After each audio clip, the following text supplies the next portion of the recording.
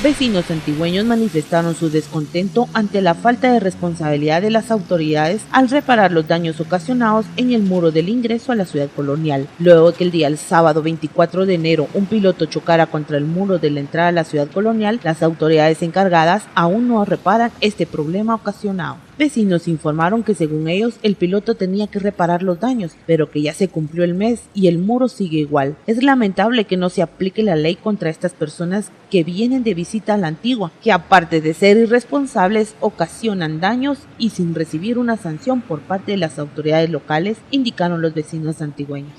Noticiero Televoz, más que solo noticias.